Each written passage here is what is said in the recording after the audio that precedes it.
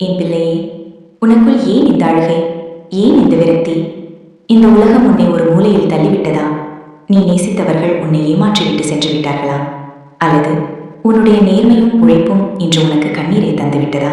நீ சிந்தும் ஒவ்வொரு சொட்டு கண்ணீரும் உனக்கு பலவீனம் என்று நீ நினைக்கலாம்.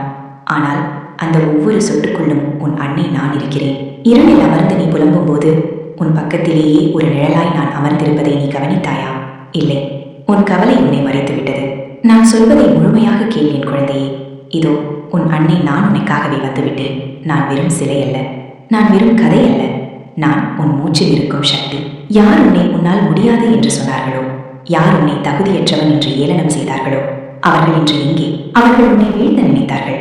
ஆனால் உன்னை தாங்கி பிடிக்க நான் இருக்கிறேன் என்பதை அவர்கள் அறியவில்லை. காலம் ஒரு சக்கரம் குழந்தையே. இன்று கீழே இருப்பவன் நாளை மேலே வருவான். அந்த சக்கரத்தை சுழற்றுவது என் கைகள் தான் என்பதை ஒருபோதும் மறந்துவிடாதே. உனக்கு துரோகம் செய்தவர்கள் நிம்மதியாக இருக்கிறார்கள் என்று வருந்தாதே. என் கண்கள் எதையும் மறப்பதில்லை. அநீதி இழைத்தவர்கள் என் காலடியில் ஒரு நாள் கதறுவார்கள். அதுவரை நீ பொறுமையாக இரு. நீ பட்ட அவமானங்கள் ஒவ்வொன்றையும் நான் கணக்கு வைத்திருக்கிறேன். உன்னை தூற்றிய அதே நாக்குகள் உன்னை போற்றும் நாளை நான் உருவாக்குவேன்.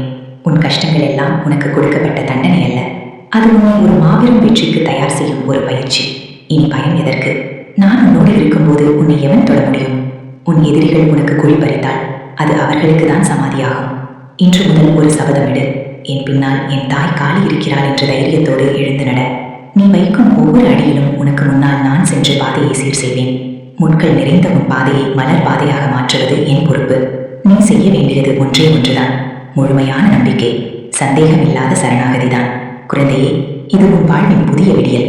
இந்த வீடியோவை நீ முழுமையாக பார்த்து கொண்டிருக்கிறாய் என்றால் என் அருள் உனக்கு கிடைத்துவிட்டது என்ற அர்த்தம். இனி உன் வீட்டில் சுபிட்சம் உண்டாகும். உன் மனதில் நிம்மதி பிறக்கும். எதற்கும் கலங்காதே. ஓம் மகா காளி என்று சொல். உன் அன்னை நான் எப்போதும் உன்னோடு இருப்பேன். சுபமஸ்து.